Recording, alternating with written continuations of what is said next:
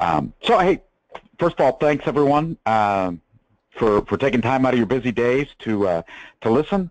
I also have to say it's an honor to get a chance to present after Louis, Andy, and then Jim. I was introduced to Louis many years ago, and I have to say he was one of the scariest people I've ever met. Not that he's personally scary, but just what he knows and what he does is beyond comprehension often. And met Andy many years ago as well, and have known Andy for many years, and I have to say he remains one of my very favorite people. And Jim Wilt and I have a long history that involves searching for a butterfly. So it's a pleasure and an honor to have an opportunity to present after such an august panel, and really quite intriguing. And now I'm going to kind of veer slightly to the right. So we've heard a little bit about kind of, the reality of how people interoperate in the world of change.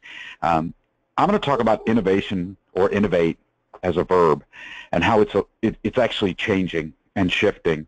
And what we thought a couple of years ago is not actually really what's happening now. So I always go back to middle school Spanish class. I don't remember, or I don't know if any of you also had a Spanish or French or Thai or German or Russian or Chinese, traditional or Chinese modern teacher, but they always want you to conjugate the verbs. So when you think about innovation, there is that initial concept, I innovate. And actually, Andy brought up one of my very favorite innovators, Mr. Edison. Edison tried to create or invent a light bulb. He failed 456 times. When he was asked, Thomas, you failed 456 times. He said, I never failed. I just found 456 ways it didn't work, which is really the innovator's dilemma, the innovator's reality. Jim talked about it's okay to fail, and it is okay to fail. But the reality is innovators don't see things as failure. They see things as an opportunity to learn. But when you think about innovation, things change when you have we innovate. When a company says we are an innovative company, you have to think, what do they mean?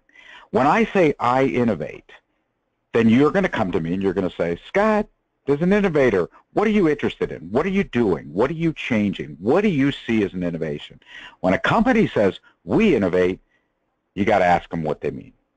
Not what are you innovative in? Where do you think you're cool? What are you doing? You got to actually sit down and say, what do you mean by innovate? Because companies take innovation to mean so many different things. And it's a problem. It's a huge problem.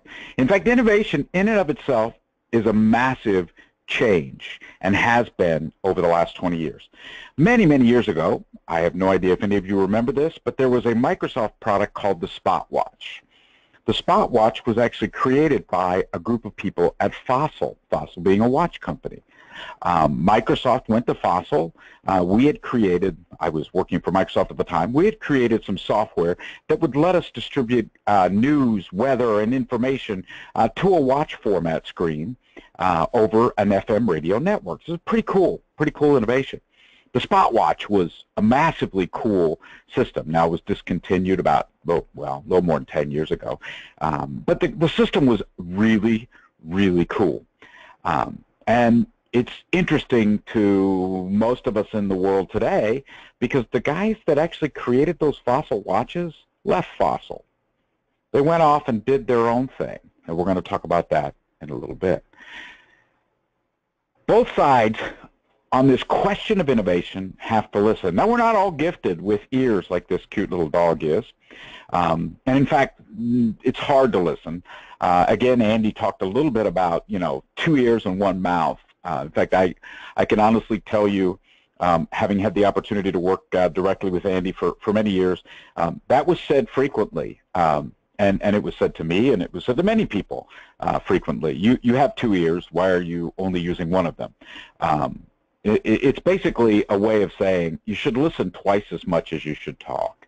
which is great coming from a presenter who's going to spend the next 40 minutes talking to you and then 15 minutes answering questions. For me to say that, it is something presenters often say. It is a communication pattern tool that we all talk about. But the reality is, how many times have you walked into a meeting, sat there and listened? First of all, most people will freak out, right? Hey, how come Scott's not talking? Why is Scott just sitting there? Is there something we need to know about? Is there something going on? The reality is most of us, when we enter meetings, when we hop on the phone, we talk. It's part of the human experience. It's part of what makes us who we are. And innovators, no different than anybody else. Which brings me back to my I innovate versus we innovate discussion of my earlier slide. The concept, which is better? Is it better to be told something will not work, something won't work, or learning that it won't work? I know as a person, I find myself struggling when I'm told something won't work. I often ask why. I often try to figure out, was there motivation in the person telling me it doesn't work before they told me it didn't work? And there are reasons why people obviously have motivation to tell you something's not going to work. Maybe they're working on it. Maybe it's some pet project or side project of theirs or a skunkworks project, and they don't want you to bypass them and get it done first. Maybe they truly, honestly, in their heart of hearts, believes it won't work. It's just not possible. It's not conceivable. I call to mind a great publication that was published in the UK scientific journals. I believe it was primarily published in the the British Academy of Science, which is one of the premier organizations in the UK for scientists to join. Newton was a chairman. Darwin was involved in the organization. It's a big organization. In 1910, they published an article, and that article was, and we all know it to be true now, it was that human beings cannot travel faster than 35 miles an hour. We'd get squished. We'd die. It's not possible. And we all know, because the speed limit on our highways is 35, and no one ever goes faster than 35 miles an hour. We all know that was the way it was, except it wasn't. So people were told, you can't go faster than 35 miles an hour, and of course, what did that mean? That meant people decided, I'm going to go faster than 35 miles an hour. Now, we can go to the extreme. The legend, or the internet legend, of the gentleman who bolted a leftover B-52 jet engine that was savaged or scavenged or salvaged, or whatever the term you wish to use, from a junkyard that was a place where that engine was allowed to decay. The hilarious thing is, by the way, that engine was broken before, parts were taken out of it. So the person found it, got it working, attached it to the back of a Ford Mustang, and then drove it on a highway in Wyoming, probably hitting somewhere north of 600 miles an hour, only to discover that when you're talking about a jet engine, standard car brakes don't stop the car, and he smashed into the side of a mountain, killing himself. Famous, one of the very first Darwin Awards ever given out. It's a reality of, had that young man or young lady, or whoever it was, we don't, well, we know it was a young man because they recovered enough DNA to identify the person, but that person actually would have probably been offered a job by the Air Force, simply because the Air Force said, how did he get that engine working again? We disabled it. We took everything out of it that made it a jet engine. How did he get it to work? So, we have those two models, right? Being told something won't work and learning something won't work. The other side, and actually you heard Jim talk about this quite a bit in his presentation, was the concept of collaborating. Talking to your peers about why it isn't working and what could we do to fix it. What could we do to make it work? And that's the new world of innovation. So I mentioned just a moment ago, I mentioned has this been tried before, my first concept here. I mentioned the guys from Fossil, and I call them guys because they actually were guys. There's 4 of them. The gentleman left Fossil. I kept in touch with him because I was a huge fan of the Spot Watch. I liked the concept of being able to always be up to date. The cool thing about a Spot Watch, and I was traveling internationally at the time, is they had global presence. I could literally land in London, and my watch would automatically switch time. You know, your cell phone did that, but that was back in the days that you didn't turn your cell phone on when you traveled overseas because you didn't want to pay the, you know, $150 million charge for using your cell phone overseas. So you went, you know, right away, kept your cell phone off, went and bought a local SIM card, you know, and operated locally with a local number. And, you know, if you needed to call home, you used the hotel or you used a VoIP system or some other way. But the guys from Fossil said, you know, this idea of a smart watch isn't dead. So you know the guys from Fossil, if you pay attention to the world of innovation. They're the team behind the watch called Pebble. And everybody says, first of all, that innovation comes from big companies down. And it did for years. If you look at the innovations from the 3M company alone, first of all, how a mining company invented a glue is an interesting concept. How they figured out that that glue was tacky but not permanently sticky and created Post-it notes. You know, that's an even greater example of how R&D budgets work. Microsoft, IBM, T-Mobile, Amazon, all have huge R&D budgets, and they spend lots and lots of money on research and development. But the reality is a lot of innovation doesn't happen in big companies anymore. A lot of those people that used to be innovators in big companies aren't anymore. So the guys that were the Fossil team went off and created the Pebble Watch. And we all remember the Pebble Watch. It rose. At one point, it was the highest funded technology project on the Kickstarter platform that they ever had, turned around, released a second version of it, which was even more funded than the first, then released a third, which became the most funded technology project, and to the point where that tiny little company of 4 guys became a part of a much bigger company, Fitbit. So the concept is, you know, has this been tried before? Can we go talk to those people? Can we integrate with them? Can we see how they did it? What Jim was talking about, collaboration. Who's done it before? How's it been done? What was done? Was it documented? Both Jim and Andy talked about the fact that documentation is critical. I cannot stress enough, I cannot absolutely say to every single person on this call that innovators also need to be sharers, simply because, like Edison, even if you fail 456 times, you're not really failing. You're just finding 456 ways that don't work for a light bulb but might work for something else.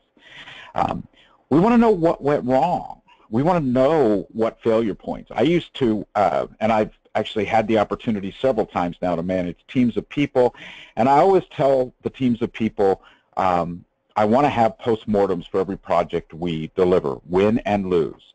And I don't ever want to be there as your boss. You know, you're welcome to invite me as a participant, and I'm happy to be there, but I won't be there as a boss. I will be there as a participant. I want to know what went wrong. What do we think went wrong? What do we think we could do better? What went well, and why didn't it go well? Talking about when you fail, talking about why you failed is critical. And then I also want to make sure in every postmortem that we talk about what went right. How did it work? Why did it work? What did we do differently that made it work? What could we do differently the next time to make it work even better? And then I also want to know, you know, if it hasn't completely been tried before, has any part of it been tried before? Over the years, I have had an opportunity to build a knowledge management infrastructure several times. The first couple times I built it, I learned invaluable lessons. The third time I built it, I integrated it and made it different. I modified it so that I took the learnings and the opportunities and the things that I heard other people try that worked successfully in other organizations and brought it all together. And this last time, I'm actually in process of building one right now for a customer. And what we're building now is kind of a compilation. So learn from your mistakes, grow from your mistakes, but also pay attention to who else is doing things around you that are working, things that are different. Which brings me to the architect and slash innovators mantra. And you heard both Jim and Andy talk about this. It's okay to fail. It is okay to fail. There is no failure in failure. It's okay to ask, has it been done before? And it's okay to do something that failed before, just again differently. So again, I go back to that team of 4 people from the Fossil Watch Company. They went to the Fossil Watch Company with a great idea. We think the technology is almost here for us to create the true smartwatch, a watch that is independent, capable of doing actions on its own without a phone, but that we compare to a phone so that the watch offers an infinite greater amount of connectivity, productivity, and throughput than it did previously. I mentioned the Spot Watch, which I thought was a very cool technology, but it was a one-way broadcast, low-band FM, down in the 670 megahertz, for those of you that play around in the ham radio space, just below the ham radio space. It is a low-pulse, low-energy FM broadcast system. You're not allowed to have above 50 watts, so you have to have a lot of little towers bounced around. And you're not going to move a massive amount of data. You're going to move a small amount of data. That system died and failed. It was a great idea. I think it was a great idea. I shouldn't say it was a great idea. I think it was a great idea. It had its fatal flaw. It had its holes. And like anything else, they went forward to their management team at Fossil, and they said, we have an idea to build a smartwatch. Their management team said, no, there's no ROI. There's no TCO here. There's no value proposition. You're asking us to spend 3 years of R&D budget on something that may or may not have a market. Now, please note, that was occurring in 2007. By 2011, the smartwatch market was already rumored. By 2012, Pebble was shipping, but beyond Pebble, there were other smartwatches that appeared, and in very short order. In fact, you'll find that there is a number of products out there today. Google's about to ship theirs. Apple has shipped. They're on version 2. Samsung is on version 2 or 3. And this concept of a smartwatch has grown. But that idea originally proposed to the Fossil team was killed. So that team of 4 made the great leap that many more innovators are making now. And Jim talked about this shift in the way millennials think, and it's not really a shift in the way millennials think. It's a shift in the capabilities that are available to millennials as they are thinking. And so what it is it's not really a shift in thinking. I think nobody's changed the way human beings think in the last 1,000 years. The reality is there's just more capabilities that we can use while thinking.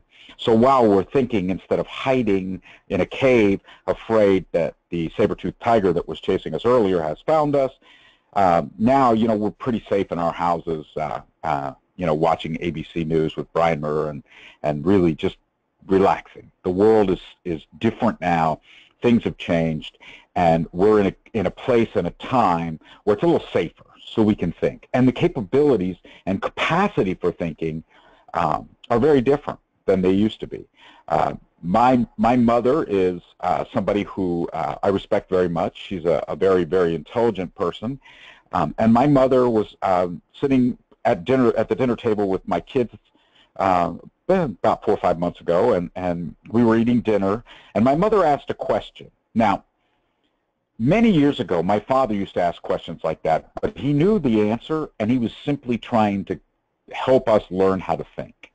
My mother was asking the question because she genuinely wanted to know the answer, and my daughter ripped out her phone and looked it up on Google in about 10 seconds. It's a different world. There are different tools for thinking, and thinking is expanded, not different, but expanded. So when people say, oh, millennials think differently, millennials act, they don't. They're just like we were, whoever the we is, be it that you're my age and you were a wee kid 40 years ago, or you're a millennial now, or you're in between, or you're older than me and you've actually, you've experienced even more. We all think the same. It's just the tools we have while thinking are vastly different. So millennials get frustrated by traditional overhead because the reality is you can look up the answer on Google.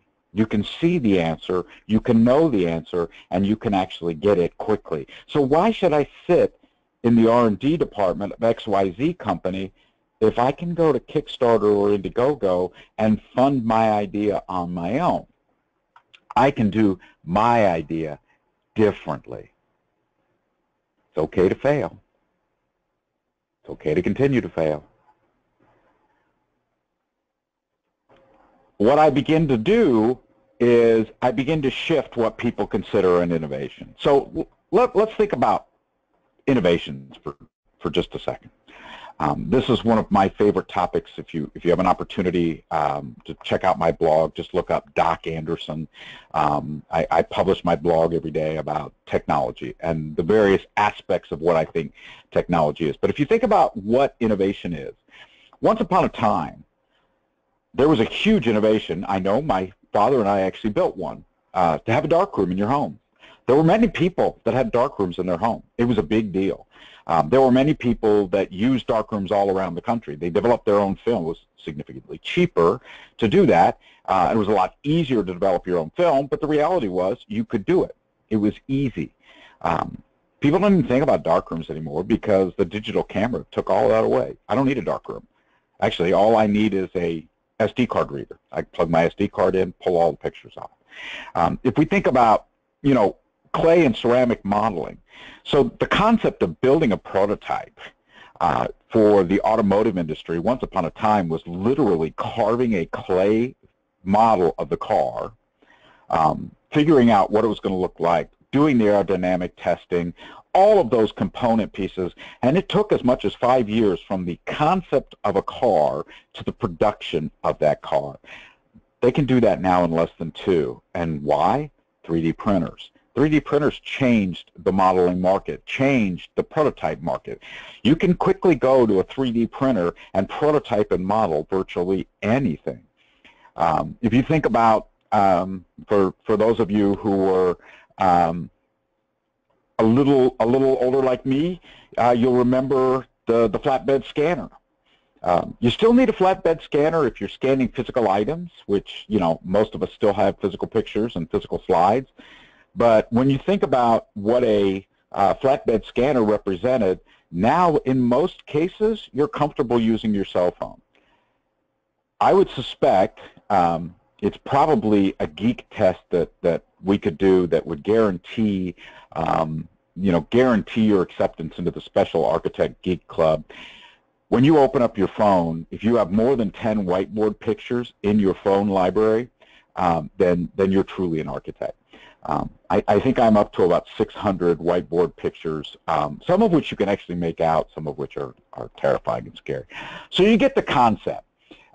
It's changed over time, it's changed, and it's always something slightly new or somewhat new or a little bit new, or it's just reworking something old and making it work better. I think, and we probably have all laughed about this at various times, every single year at the Consumer Electronics Show, there's a new kind of television that comes out. All of us were told 8 years ago that HD TVs were the future. For those of us that still have HD TVs in our home, we probably look at them and wonder, when do they become obsolete? When did they become no longer cool? Because you got to have a curved TV, you got to have a UHD TV, you have to have an SUHD TV, and so on and so forth. So it's all about the latest and greatest phone models. And I'm not picking on you, Jim. I'm just pointing out that as a guy working for a phone company, it was interesting to me that you brought up the innovation of getting a new phone. Phone companies want you to get a new phone every year. It's to their advantage if you do, because they continue to collect money for it. So sorry about that, Jim. Didn't mean to pick on you. So one more thing, kind of on a side loop, literally. There's another piece of innovation that people forget, and that is the concept of what you're observing.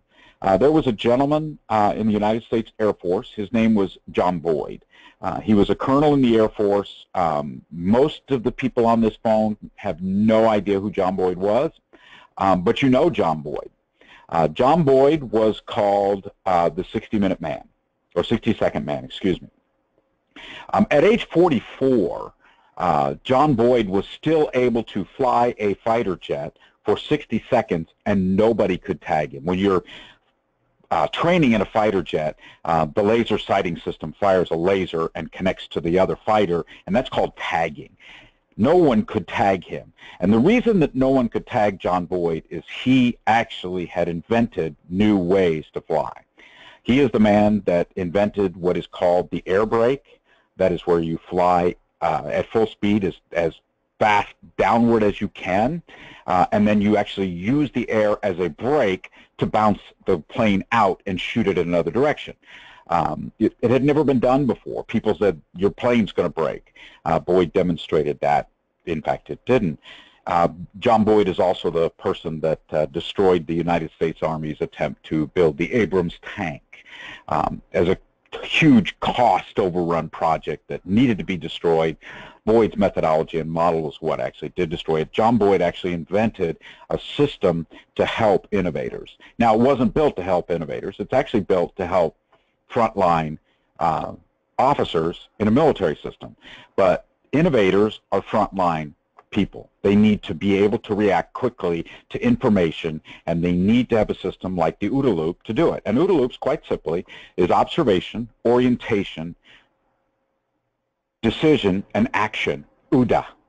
And if you look up OODA loop, you look up John Boyd, there's billions of hours of presentation. I won't bore you all with it, but suffice it to say, as an innovator, your goal is to observe, to modify the orientation, to create feedback loops, to create fast and rapid decisions and actions.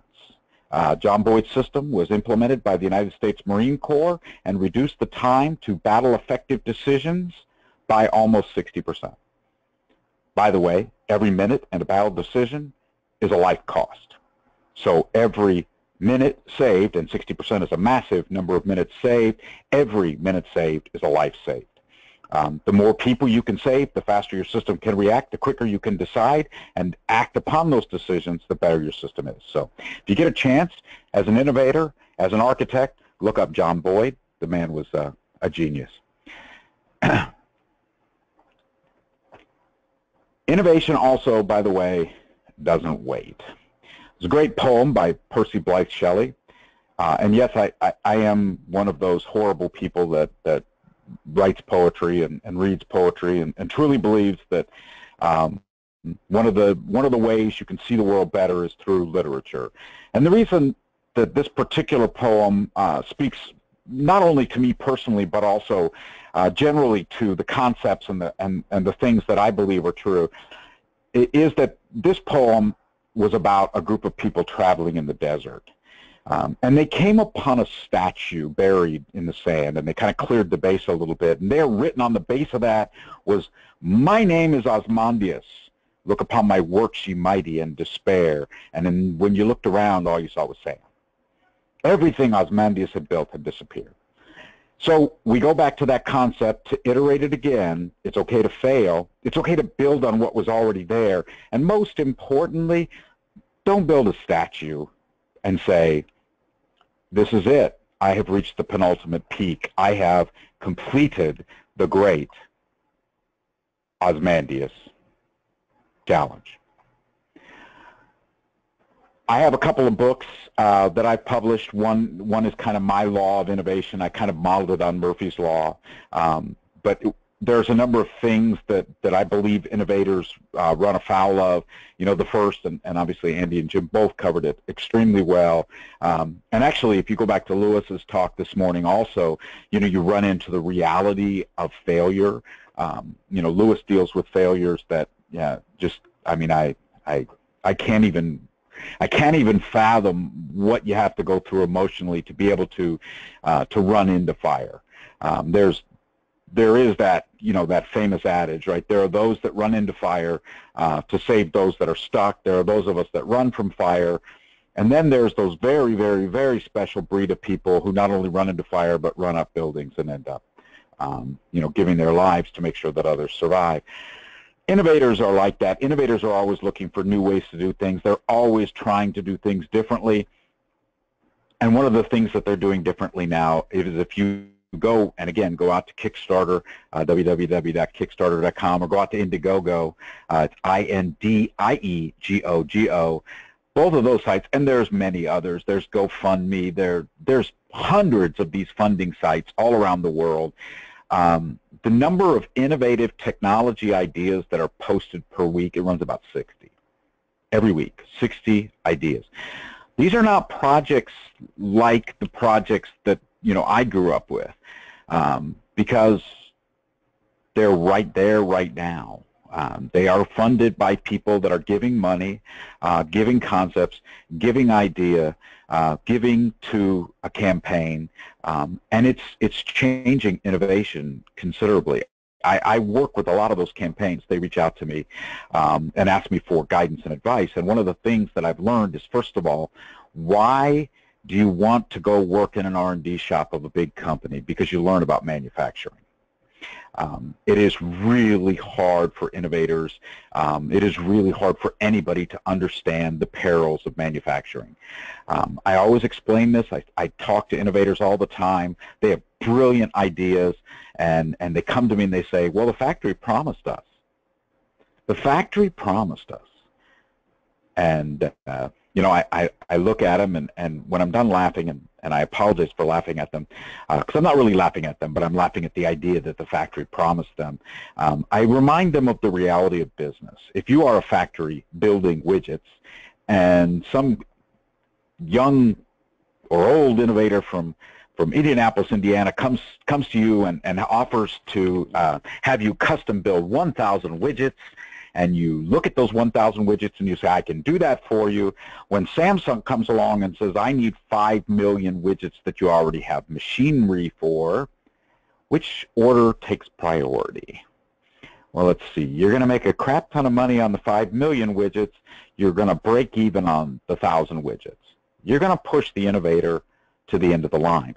And so one of the things that I've learned in working with young crowd-funded campaigns is teaching them the reality of estimates. One of my favorite lines about estimation came from a meeting that Andy Ruth had many years ago. A bunch of us got together in a room, and somebody said, when do you think this meeting is going to be over? There were, I think, probably 20 of us in the room. It was a little before lunch. And of the 20 people in the room, I can honestly tell you that there were 26 different answers as to when people thought we would be done. The first 20, everybody said a different time, and then 6 people said, oh, based on what he said, I'm going to change mine to this. So to ask the question of 20 people or 20 architects, what time was the meeting over, you ended up with 26 answers. The reality is the same for innovators, and you have to teach innovators how to understand the reality of what they're doing. Because the other side of this is why they're leaving organizations, why they stop being in organizations. When organizations look at innovation, they often struggle. And the reason that they struggle is that there are some metrics within an organization. Some managers that are afraid of failure, failure is a stop point. If somebody fails once, that's a stop point. Throw it away, go do something else. If some organizations, failure is let's store the idea for now and we'll come back to it later, stop point. In some organizations, there's the concept that failure means let's try things differently. Let's do things differently, in a different way, in a different model, possibly in a different technology set, maybe in a different environment. Let's do it differently. Some organizations, failure means try it again. If you worked for Edison, unless your name was Tesla. If your name was Tesla, then he fired you and there was a huge feud and they didn't get along for years. But anybody but Tesla, if you worked for Edison and you came to him and you said, Thomas, I failed, he'd look at you and go, okay, great. Now you know one way not to do it. Go figure out another. And then finally you have failure as what theoretically you get in a crowd-funded situation, because everybody in a crowdfunding situation is investing in you. Because they're investing in you, they want you to keep trying. They don't want you to stop trying. They want you to continue trying to innovate as you go forward to make that change. I talked at length about this I truly believe in the new economy, and we are in a growing and expanding new economy. These two organizations truly are innovation engines, not just innovation places, but truly engines for innovation. And I actually sadly did spell the word crowdfund incorrectly. There should be a D there. That's why it's squiggly red line on my screen. Kickstarter is the older of the two. It is a mature site. I have been on Kickstarter for more than 5 years now, and I can honestly tell you about 96% of technology campaigns either deliver the technology as promised or refund the money. There are a few that don't. You're not likely to run into fly-by-night organizations. You do run into the reality of Kickstarter, which is when you're getting something that's completely new, the likelihood is it's not going to be as well made as something that GE is sending to your house, or something that Dish Network is putting in your home, or DirecTV/ATT is putting in your house, or a new cell phone. It's not going to be that polished often, but you're getting the first iteration of it. You're getting the first chance to look at it. Indiegogo has a couple of other options. They both now have what they call forever campaigns. You can also now find Kickstarter already pre-done. In other words, campaigns that were fully funded. You can find Kickstarter campaigns on Amazon. I believe it's called Launchpad. So if you go to Amazon Launchpad, you'll find all of these Kickstarter campaigns that have been successfully funded, delivered, and they're actually moving to full production. They're becoming companies of their own technology piece, which is the dream of all innovators. Be it that you're an architect building a system. Jim mentioned, the growth of lands. I actually grew up in the era as an IT person where not only were we implementing LANs, but the concept of a WAN was painful. You argued for a long time about WANs. You set up internet connections back then, and you may or may not have had an organizational firewall. Something that I know today we look at and people would laugh and go, what, you didn't have firewalls going to the internet? But all we were doing on the internet back then was sending and receiving email. We weren't doing anything else. So when you think about, the concept of what a crowdfunding system is built for, a crowdfunding system is built to get to the early adopters. You want to get to people that are excited about technology and are driven. Jim talked in his talk about, excited people. You want to build excitement through training. You also want to go capture excited people, people that want to have new technology because new technology is something that they love. They are the early adopters. Then you want to go and you start getting ready for the concept of moving to the mass market. If you think about the concept of smartwatches, Pebble was awesome. There were hundreds of Pebble watches out there, but the mass market was taken over by the iWatch and the Samsung watch. Why? Why did the Samsung Gear and the iWatch? They were able to mass produce it. They were able to move it much quicker. They had much tighter integration. They had other things, other capabilities that Pebble just didn't have at the time. And the ability, and frankly, Apple has more R&D people working on the iWatch than Pebble had working for the company. And the last piece of this is, to be ubiquitous. If you think about ubiquitous, that's cell phones, that's televisions, that's internet connections, that's cars. Those are ubiquitous technologies now. As those change and ripple, we'll see all sorts of new things happening, and that is the change that, we will watch happen. Of course, unfortunately for many innovators, they get stuck. They get stuck right after the early market. They get all those early adopters, those geeks, those really high-end tech people get it, but it's too hard to use. I wrote an article for SafeGov almost 3 years ago now talking about the concept of your refrigerator knowing too much. Now, 3 years ago, I was arguing that a connected refrigerator was a bad idea, that it was not the ultimate answer to the problem that we had in front of us at the time, which was, how do I help someone at the store get the right things or how do I remind someone to go to the store? How do I remind someone that they're out of milk, so on and so forth. The reality is you know, at some point or another, the reality of connection is a good thing and a bad thing, and how do we manage that? So what happens when innovators get stuck? Well, if they're in the right place, they start over. They look at it again. I mentioned that Pebble launched 3 different crowdfunding campaigns. There was the Pebble 1.0. You know you have a Pebble 1.0 because on the back of it, it actually says Kickstarter. Pebble 2.0 doesn't say that. Even if you funded it on Kickstarter, it doesn't say that. And Pebble 3.0, unfortunately, was canceled because they went to be part of Fitbit. But the reality is that first one has Kickstarter on it. And why does it have Kickstarter on it? It had Kickstarter. But why did they make version 2? Because version 1 had problems. Version 1 had holes. And they wanted to improve their technology to make it better, to make it bigger, faster, and so on. Which brings us to the concept of the innovation cycle. So, you know, innovation is an interesting problem. First off, there's funding, right? We all live as software architects and IT technologists. We all live in the reality of funding.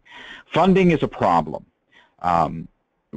We all say, as you know, I know because I can say we all because I know I've said it multiple times, going to my boss and saying, we ought to do this, and my boss looks at me and says, okay, what's the TCO? What's the ROI? Give me a value proposition for my investing money in this. And there have been times when I've looked at them and I've said, well, it's cool. And I remember because, you know, as Jim mentioned years ago, LANs were new and hot and cool. We were, in the IT world, allowed to do technology for technology's sake back then. There was a product, the first really, truly wireless network product called MobiNet. It rolled out and then rolled back into a shell and died. Probably should have, was not a good product, didn't do what anybody needed. There was also a product called AirNet. AirNet was the first theoretical wireless network system. You basically plugged a card into your laptop, or you plugged a card back when we used to have PCMCIA slots, for those of you who recall those, or we plugged an Iasa or microbus card or PCI card into our PC desktop, and it had an antenna. And the air cards would actually transmit data between machines in your home network. That product also mercifully died, and we all ended up with wireless routers that were so much better, faster, smarter, and easier. Now we don't even think about it. Our smartphones are smart enough to know you walked into Starbucks and there's an AT&T, go ahead and log in. I just have to be smart enough to know I have to press Safari's accept page so that I can use the Wi-Fi, but now I have Wi-Fi. I don't have to worry about it anymore. It's ubiquitous. It's everywhere. It's, you know, the first piece.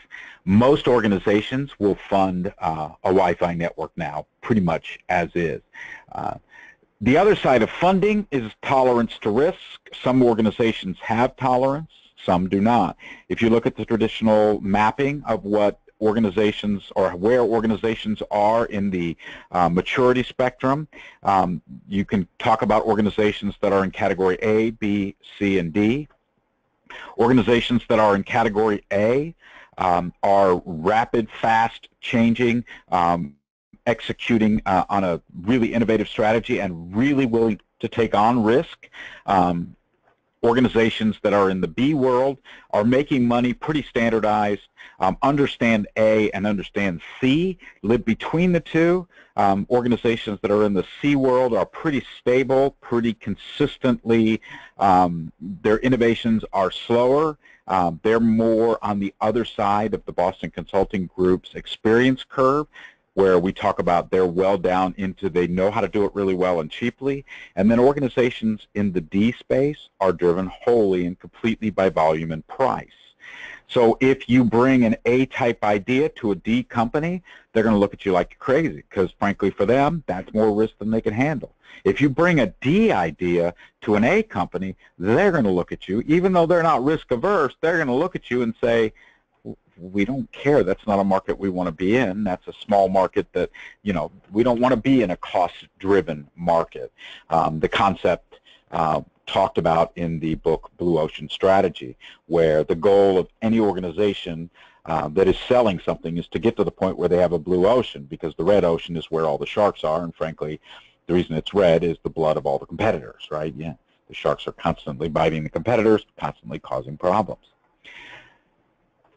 So the concept then is, you know, what can we do? How can we innovate? I actually added this slide to my deck 2 weeks ago, and the reason I added this slide is I went to see the unbelievable movie Hidden Figures. And by the end of that movie, I was first of all reminded as a child of the 1960s why I love NASA. Because NASA was an organization cutting to the very edges of what we did. A good friend of mine now, but who was my boss for a couple of years, was the former CIO of NASA. And one afternoon, he and I had gone to meet with a partner, and the partner was really late. It was like 5 or 6 o'clock at night. So we ended up ordering dinner and relaxing, and the partner called later and said, we'll be there about 7. So, you know, he and I sat there for an hour, and we weren't at work, and we were just kind of relaxing. And as the former CIO of NASA, he said, just out of curiosity, you know, I was CIO of NASA from 1978 to 1984, a little bit more than that time period, but he actually moved to another government agency as the CIO later. But just out of curiosity, you know, tell me how many billion-dollar technology companies came out of NASA in the 1960s? And I sat there thinking about it, and, you know, I came up with Texas Instruments. Well, Texas Instruments, absolutely. Founded in Texas, built stuff for NASA. But my boss told me, by the way, did you know that the sound chips that you use in your PC and the video chips you use in your PC were built for NASA first? Didn't know that. And in fact, NVIDIA and all of those graphic cards companies, they all come out of that NASA R&D budget. And you know, I started thinking about, you know, and please go see the movie Hidden Figures. It's a brilliant movie. But in that movie, they talk about the fact that the only mission of NASA in the 60s was to put a person on the moon and get them back safely. And the team spirit, the team effort, the team required to do that was the most important thing. It did not matter who had the answer, just that they ended up with the right answer to get that person safely into space and back down to Earth. So innovation is hard in organizations because you have to have the dream. You have to have the effort. You have to have the entire package of everybody going forward. You have to be able to get to the right answer, to the right place, to the right time. So ending with the movie Hidden Figures, does anyone have questions, thoughts, ideas? $1 million ideas are always welcome.